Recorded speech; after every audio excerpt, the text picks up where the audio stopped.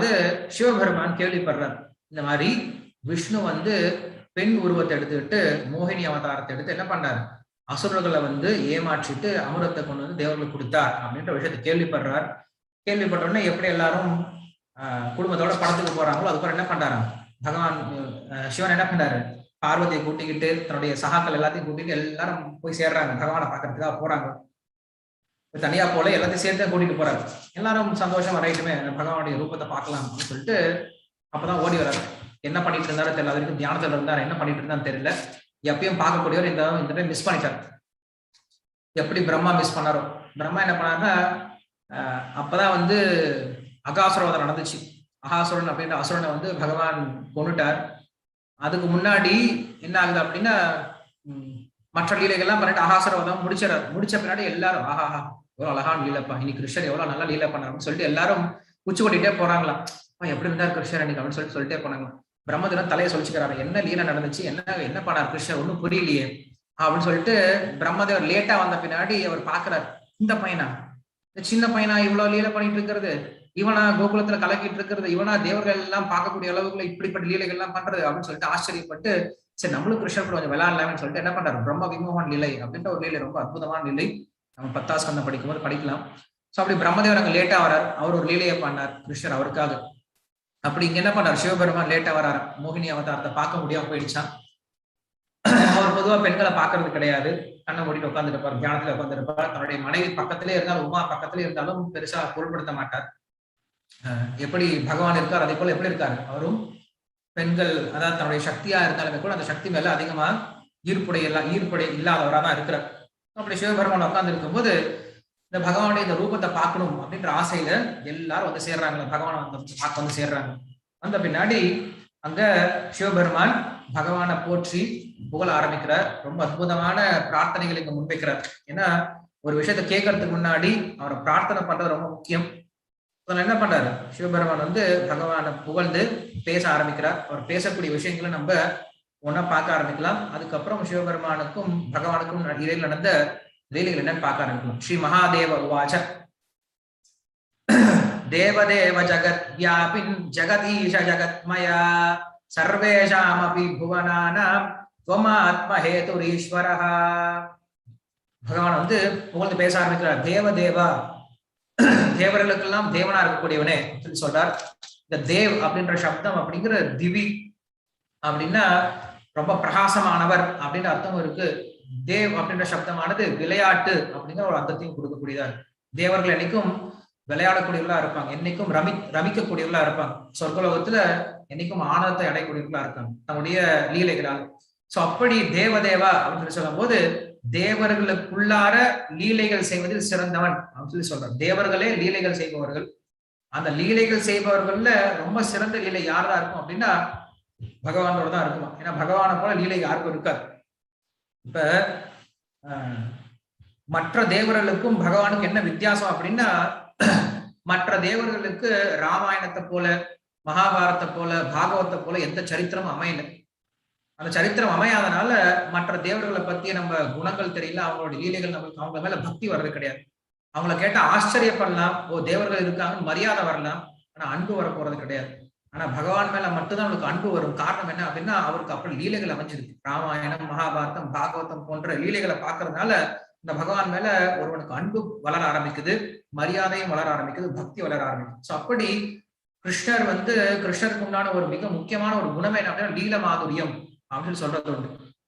பகவான் கிருஷ்ணருக்கும் விஷ்ணுக்கும் 4 விதமான வித்தியாசங்கள் சொல்றது உண்டு. ரூபகோசாமி சொல்லுவார் தன்னுடைய பக்தி ரசாமர சிந்து அப்படிங்கிற கிரந்தத்துல. அதுல ஒரு வித்தியாசம் என்ன அப்படின்னா லீல மாதுரியம் சொல்லி சொல்லுவார். சோ கிருஷ்ணருக்கு நிறைய லீலைகள் இருக்கும், விஷ்ணு எல்லாம் அவ்வளவு லீலைகள் எல்லாம் பண்ண மாட்டார். சோ கிருஷ்ணர் லீலா பண்ணக்கூடியவரா இருக்கார் அப்படின்னு சொல்லி சொல்றதுனால தேவதேவ அப்படிங்கிற சப்தத்தை இங்க உபயோகப்படுத்துறார். அப்புறம் நீயும் தேவன் தானே அப்படின்னு சொல்லிட்டு கிருஷ்ணர் கேட்கிறாரா, இல்ல சுவாமி நான் தேவன் தான், நீங்க எப்படி இருக்கீங்க, ஜெகத் வியாபின், நீங்க உலகம் முழுக்க வியாபிச்சு இருக்கக்கூடிய தேவனா இருக்கீங்க, என்னை போன்ற தேவன் கிடையாது, நீயும் ஈஸ்வரன் தானப்பா சொல்லி சொல்லுவோம். நீங்க ஜெகத் ஈஷா, நான் இந்த ஒரு உலகத்துக்கு தான் ஈசன், நீங்க எல்லா படைக்கப்பட்ட உலகத்துக்கும் ஈசனா இருக்கீங்க, அதனால ஜெகதீஷா ஜெகன்மயா, அதே போல இந்த மொத்த உலகமும் நீங்க தான், நீங்க உங்களுடைய சக்தி தான் இந்த உலகமாக தோற்றம் அடைஞ்சிருக்கு. சர்வேஷாம் அபி பாவானாம் துவமாத்ம ஹேதுர் ஈஸ்வரஹா, நீங்க தான் இந்த உலகமாவும் இருக்கீங்க, அதே போல இந்த உலகத்துல எல்லா விதமான உணர்வுடைய பொருளுக்கும் உணர்வா இருக்கீங்க அப்படின்னு சொல்றோம். இந்த ஆத்மாவுக்கு உணர்வு இருக்கு அப்படின்னா பரமாத்மா இருக்கிறதா இந்த ஆத்மாவுக்கு உணர்வு அப்படிங்கிறது இருக்கு. பரமாத்மா இல்லை அப்படின்னா இந்த ஆத்மா இருக்கும், ஆத்மாவுக்கு உணர்வு இல்லாம தான் இருக்கும். ஏன்னா ஆத்மா எத்தனையோ வருடங்கள் பகவானுடைய திருவயத்துல படுத்துட்டு இருக்கு, உணர்வு இல்லாம அப்படியே அச்சேதனங்களை போல படுத்துட்டு இருக்கு. அந்த பரமாத்மா உள்ள பூந்து இந்த உலகத்தையும் எழுப்புறார், ஜீவாத்மாவும் எழுப்புறார், நம்முடைய கர்ம வினைகளை செய்ய தூண்டுறார். அதனால இந்த உலகத்தில் நமக்கு உணர்வு இருக்கு அப்படின்னா அந்த உணர்வுக்கும் காரணம் என்னதான்? பகவான் தான் அப்படின்னு சொல்லி சொல்றாரு. நீங்க மட்டும்தான் இந்த உலகத்தில் இருக்கீங்க, உங்களை தவிர ஆத்ம ஹேது ஈஸ்வரா, உங்களை தவிர இந்த உலகத்துல வேற யாரும் கிடையாது சொல்லி சொல்றாரு. ஆத்யந்தோ வஸ்ய யன் மத்யம் இதமன்யத் அஹம் பஹிஹி யதோ அவ்யயஸ்ய நைதானி தத் சத்யம் பிரம்மசித் பவான் சொல்றாரு.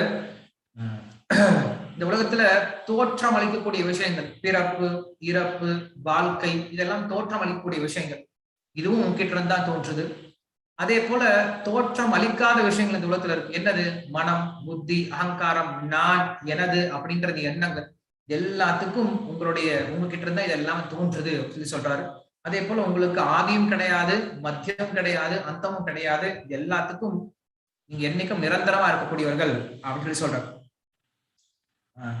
தவைவ சரணாம் போஜம் ஸ்ரேயஸ்காம நிராசிஹி விஜ்ரும் விஜ்ருப்யோப்யத சங்கம் முனய சமுபாசதே. நீங்க தான் எல்லாருக்கும் மூத்தவரா இருக்கீங்க.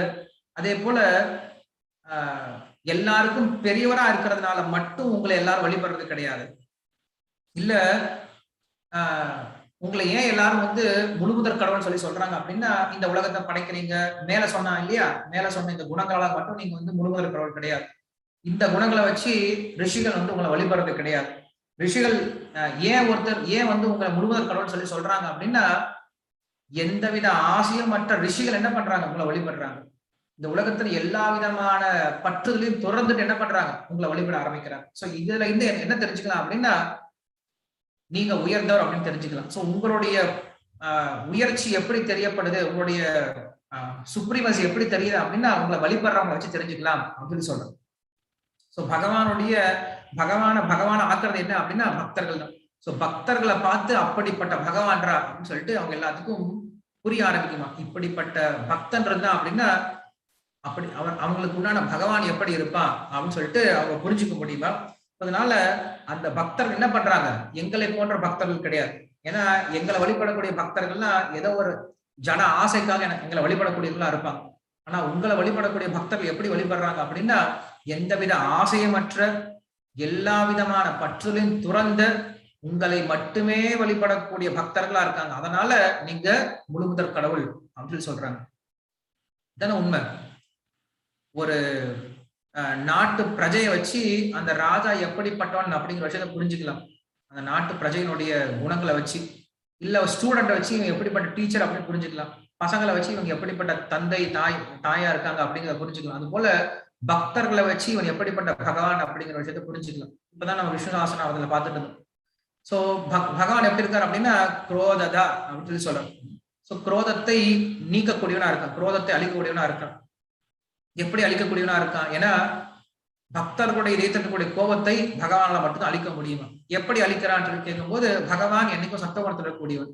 சோ சத்துவகுணத்துல இருக்கக்கூடிய அந்த பகவான் வழிபடும் போது அந்த பக்தர்களுடைய இதயத்துல என்ன ஆகுது? தானாக சத்துவகுணம் வருது, அவங்களுக்கு கோபம் அப்படிங்கிறது வரது கிடையாது அப்படின்னு சொல்றோம். அது போல இங்க சொல்றாரு, வெறும் சாஸ்திரத்துல சொல்றதுனால மட்டும் நீங்க பகவான் கிடையாது, இப்படிப்பட்ட உயர்ந்த ரிஷிகள் உங்களை வழிபடுறாங்க இல்லையா, இதனால நீங்க பகவான் அப்படின்னு சொல்றோம்.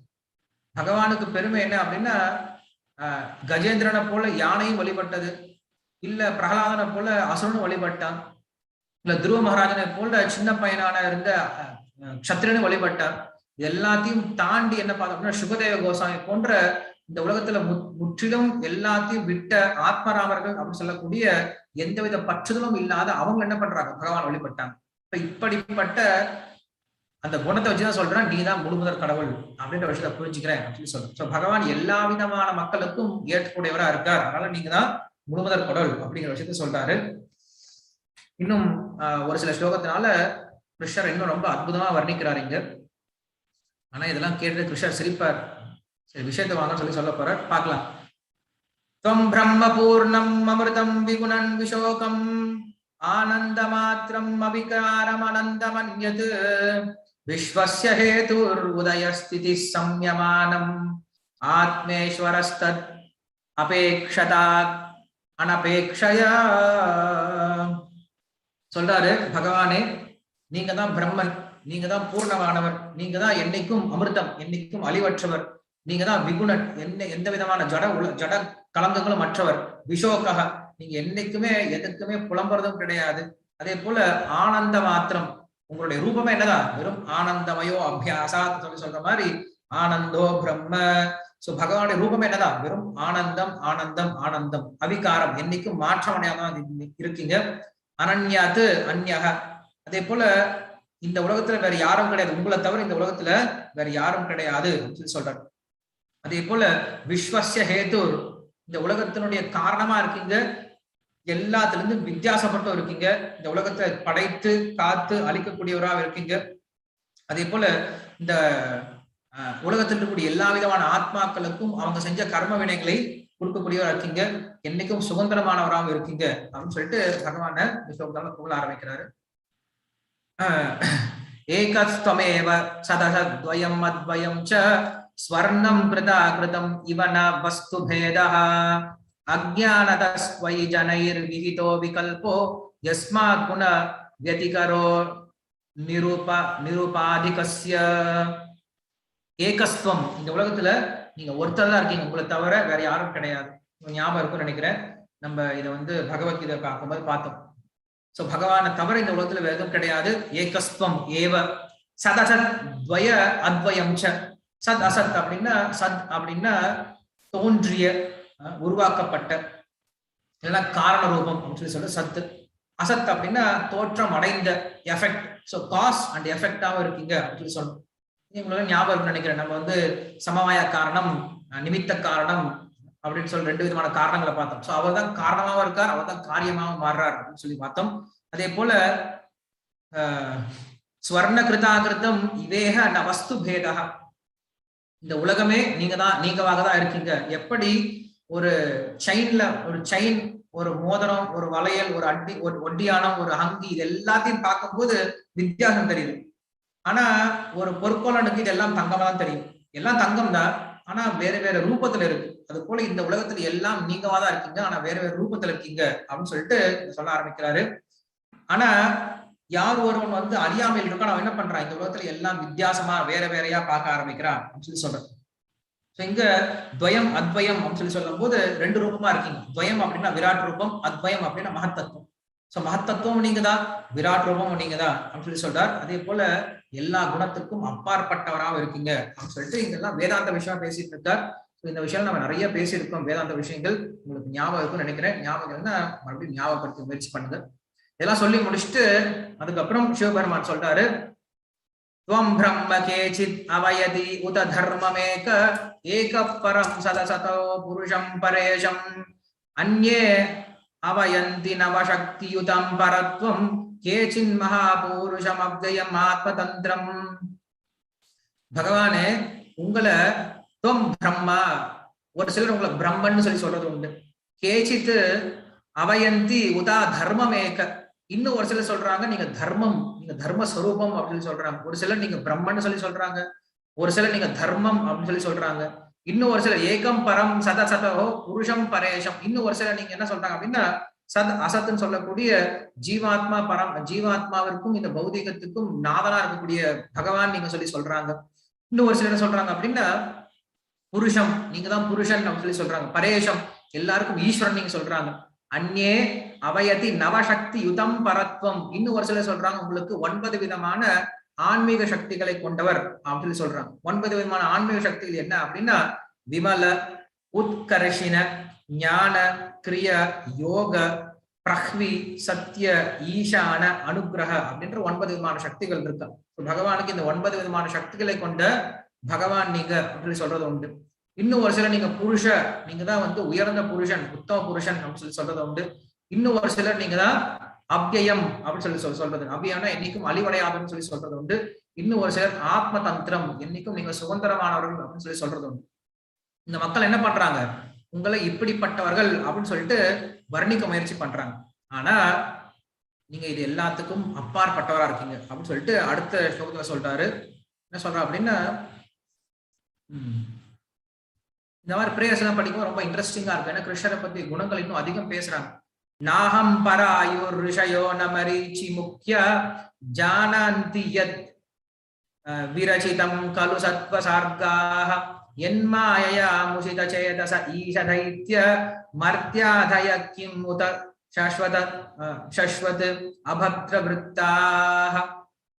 ஆனா சுவாமி ஒவ்வொருத்தரும் ஒவ்வொரு விஷயம் சொன்னாங்களே, நான் என்ன சொல்றேன் அப்படின்னா, உண்மையில எனக்கு உங்களை தெரியவே தெரியாது, மரீச்சி அவருக்கும் உங்களை தெரியாது, பிரம்மதேவர் உங்களை தெரியாதுன்னு கிடையாது, இந்த உலகத்தை நீங்க படைச்சன்னு கூட தெரியாது பிரம்மதேவருக்கு, சத்வகுணத்தில் இருக்கார். அப்படி இருக்கும்போது எங்களாலேயே புரிஞ்சுக்க முடியல, இந்த உலகத்தில் இருக்கக்கூடிய அசுரர்களும் மனிதர்களும் என்ன புரிஞ்சுக்க போறாங்க சுவாமி அப்படின்னு சொல்லிட்டு பகவான புகழ்ந்து பேசுறார்.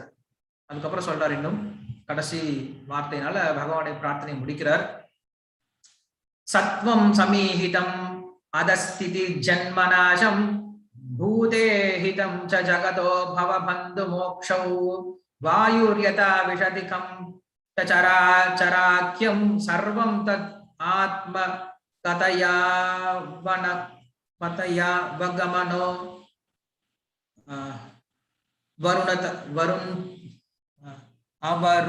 வருண் சே.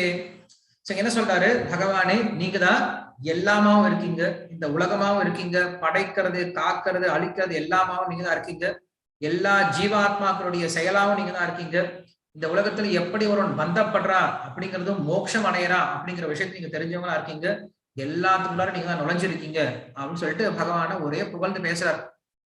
சோ பகவான் கேட்கிறாரு, சுவாமி அதெல்லாம் இருக்கட்டும், எதுக்கு வந்திருக்கீங்க, விஷயம் சொல்லுங்க, என்ன விஷயம் வேணும் உங்களுக்கு, என்ன வேணும்னு சொல்லி கேட்கிறார். கேட்ட உடனே இப்பதான் விஷயம் சொல்றார். இல்ல, நான் கேள்விப்பட்டேன், இந்த மாதிரி நீங்க வந்து மோகினி ரூபம் காட்டினீங்க அப்படின்னு கேள்விப்பட்டேன், அந்த மோகினி ரூபத்தை நானும் பார்க்கணும்னு ஆசைப்படுறேன், அதுக்குதான் நாங்க எல்லாரும் வந்திருக்கோம். ஏன்னா உங்களுடைய நிறைய ரூபத்தை நான் பார்த்திருக்கேன், நிறைய அவதாரங்களை பார்த்திருக்கேன், ஆனா நீங்க இந்த முறை வித்தியாசமா ஒரு பெண்ணுடைய ரூபத்தை எடுத்திருக்கீங்களாமே, அந்த பெண் ரூபத்தை நான் இது வரைக்கும் பார்த்ததே கிடையாது அப்படின்னு சொல்லிட்டு பகவான் கிட்ட மெதுவா பிரார்த்தனை வைக்கிறார். கிருஷ்ணர் வந்து மாட்டனா சொல்ல போறார், பக்தருக்கு எதுவா இருந்தாலும் செய்ய தயாரா இருப்பார். அதுவும் சிவன் சிவபெருமான் வைஷ்ணவானாம் யதா சம்புன்னு சொல்லி சொல்ற மாதிரி வைஷ்ணவர்கள் ரொம்ப சிறந்த வைஷ்ணவனா இருக்கக்கூடியவர். சோ வைஷ்ணவர் ஆசைப்பட்டார் அப்படின்னா கிருஷ்ணர் காட்ட தயாரா இருக்கார். பகவான் சொல்றாரு,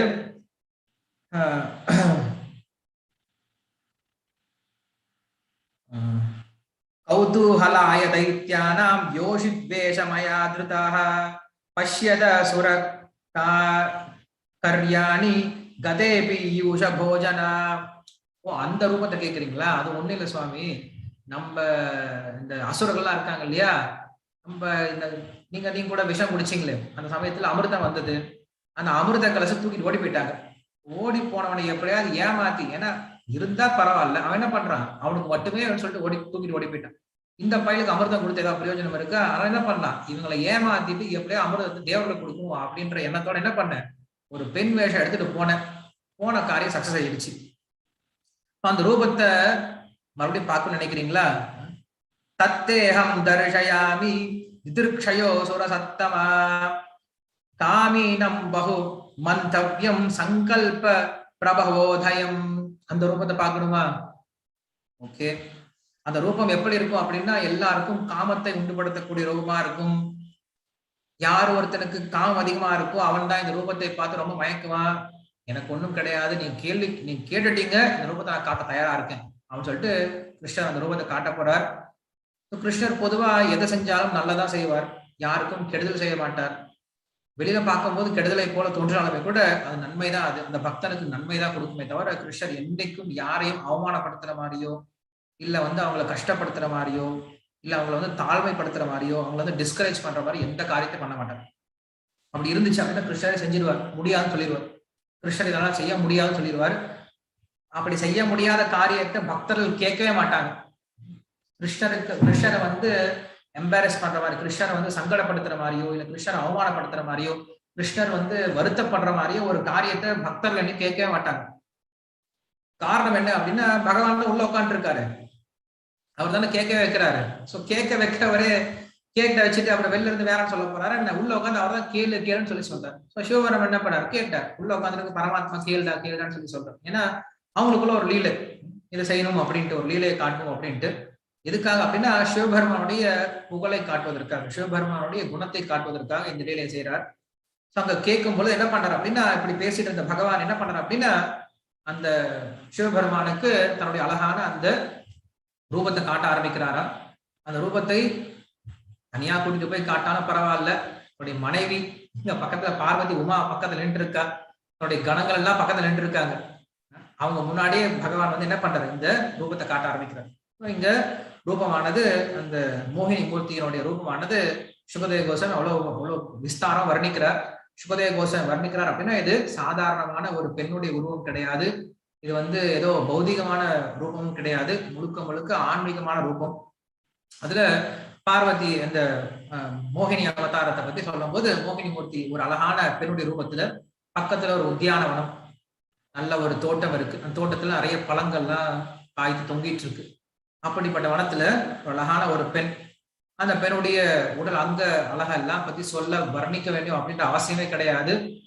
அப்படிப்பட்ட அழகான ரூபத்தோட இருக்கா. அந்த பெண் என்ன பண்றா அப்படின்னா, அவருடைய முடியெல்லாம் அவிழ்த்து விட்டு, துணியெல்லாம் ரொம்ப லூசா போட்டுக்கிட்டு, கையில வந்து ஒரு பூவால ஆக்கப்பட்ட ஒரு பந்து அதை வச்சு விளையாண்டுட்டு இருக்காள். விளையாண்டு இருக்கும் போது காற்று அடிக்க ஆரம்பிக்குது. அவ போட்டிருந்த தலைமுடியெல்லாம் பறக்க ஆரம்பிக்குது. தலைமுடியை வந்து இடது கையால கட்ட முயற்சி பண்றா, வலது கையால பூ வச்சு விளையாண்டுட்டு இருக்கா, இந்த பந்து வச்சு விளையாண்டுட்டு இருக்கா. அதனால ஸ்ரீல பிரபுபா சொல்லுவார், இந்த கலியுகத்துல மக்கள் வந்து பெண்களை விளையாட வைக்கிறாங்க அப்படின்னா அதை வந்து அவங்களை எக்ஸ்ப்ளாய்ட் பண்றதுக்கு தான் அப்படின்னு சொல்லி சொல்லுவாரு. அது வந்து நம்ம இங்க பார்க்க முடியுது. என்ன பண்றாங்க, விளையாட ஆரம்பிக்கிறாரா, விளையாட ஆரம்பிக்குது, இல்ல விளையாட ஆரம்பிக்கிறார், எப்படி என்ன சொல்லலாம். சோ அந்த மோகினி அவதாரத்துல அவர் விளையாட ஆரம்பிக்கிறார். இத சிவபெருமான் வந்து அந்த மோகினிய பார்த்த உடனே மோகிச்சு போயிட்டார். அவருக்கு பேரு மோகினி. பார்த்த உடனே மோகிச்சு போயிட்டார். பக்கத்துல உமா இருக்கா அப்படிங்கிறத பார்க்கல, சிவகணங்கள் பக்கத்துல இருக்காங்க அப்படிங்கிறதையும் பார்க்கல, மறந்தே போயிட்டார். பகவானை பார்த்தோன்னே, அந்த மோகினி அவதாரத்தை பார்த்தோன்னே அப்படி ஸ்தம்பிச்சு போய் நின்ட்டார். சிவபெருமானுக்கு மோகினி மூர்த்தியும் ஒண்ணுதான், கூர்ம அவதாரமும் ஒண்ணுதான், மத்ஸ்ய அவதாரமும் ஒண்ணுதான். ஏன்னா பகவானை அவதாரம் இல்லையா. சோ பகவானை அவதாரத்துல பக்தனை காட்டிலும் வேற யாரும் மோகிச்சு போக முடியும். பிரகலாதன் பார்த்த நரசிம்மர் வேற, மற்றவங்க எல்லாம் பார்த்த நரசிம்மர் வேற. சோ அப்படி சிவபெருமான் பகவானை பார்த்த உடனே அவர் என்ன பண்றாரு, அந்த பகவான் அப்படின்ற எண்ணம் தான். ஆனா அந்த பெண்ணுடைய ரூபத்தை பார்த்த பின்னாடி அவர் மோகிச்சு போயிட்டு, அந்த பெண்ணை போய் பக்கத்துல போய் தொடலாம் அப்படின்னு சொல்லிட்டு போறார். அந்த சமயத்துல காற்று வீச ஆரம்பிக்குது, அவருடைய துணி நழுக ஆரம்பிக்குது. அதுக்கப்புறம் அவருடைய உடலை மறைக்க ஆரம்பிக்கிறா. அதுக்கப்புறம் சிவபெருமான் போய் அந்த மோகினியை போய் கையில பிடிச்சிட்டா, கையில பிடிச்சி இழுக்கிறாங்க.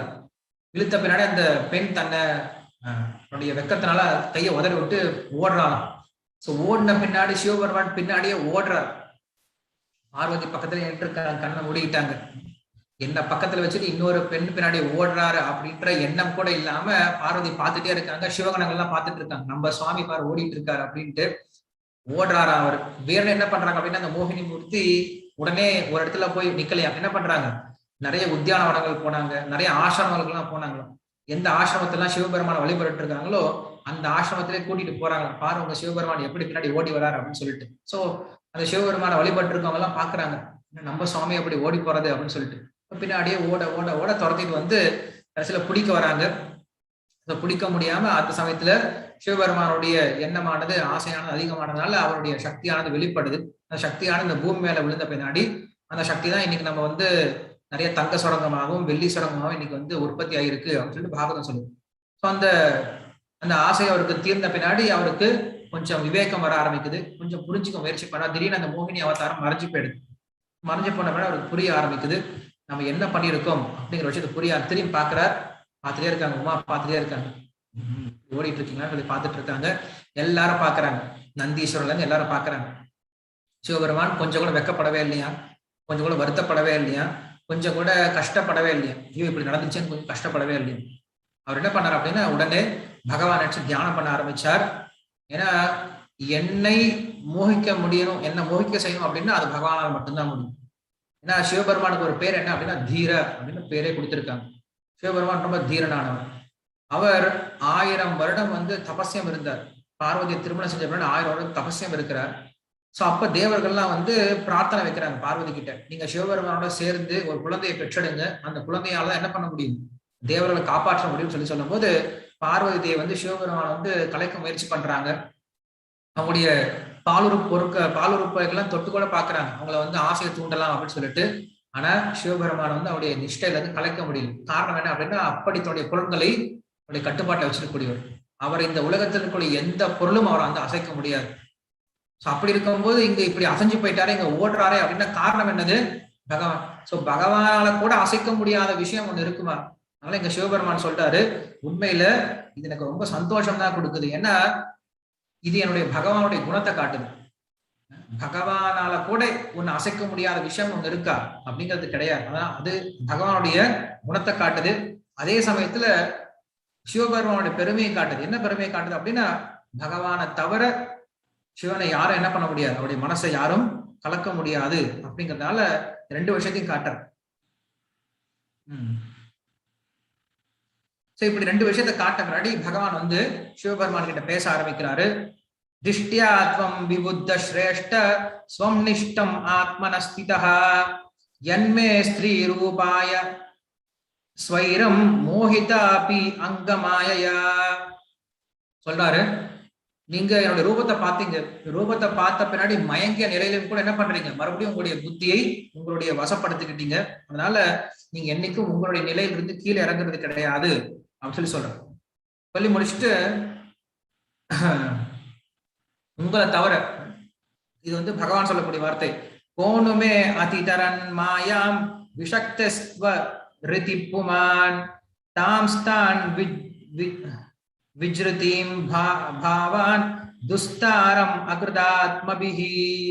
கிருஷ்ணன் சொல்றாரு, பகவான் சொல்றாரு, உங்களை தவிர இந்த ஜட பந்தம், இந்த ஜட ஆசை இல்ல ஜட பற்றுதல் அப்படிங்கிற விஷயத்த யாரும் வெற்றி கொள்ள முடியாது. ஏன்னா எல்லாரும் இந்த உலகத்துல எல்லாரும் ரஜோகுண தமோகுணத்தில் இருக்காங்க. சோ உங்களுக்கு அந்த குணங்கள் கிடையாது. அப்படிங்கிறதால என்ன பண்ண முடியும், நீங்க இது ரெண்டையும் தாண்டி வந்தவங்களா இருக்கீங்க சொல்லி சொல்றேன்.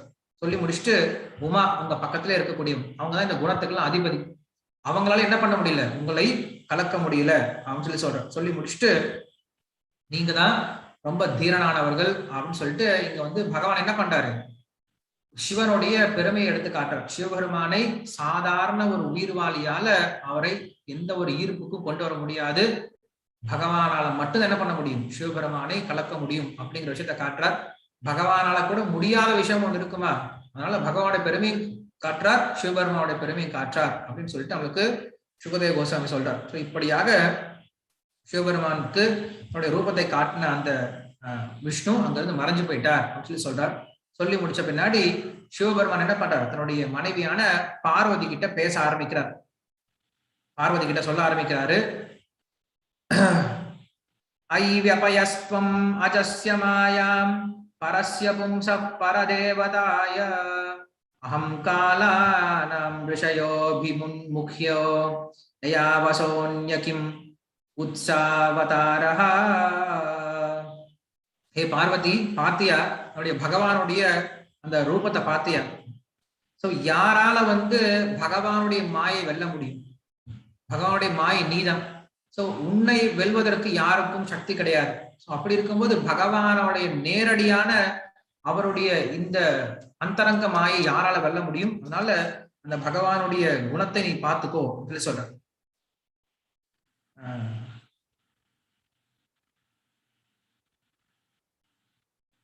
சோ அங்க சிவபெருமான் சொல்றாரு, யம்மாம் ப்ருச்சேஸ்தம் உபேதி யோகாத் சமசஹஸ்ராந்த உபரதம் வை சயேஷ சாக்ஷாத் புருஷः புராணோ நயத்ர காலோ விஷதः ந வேதா.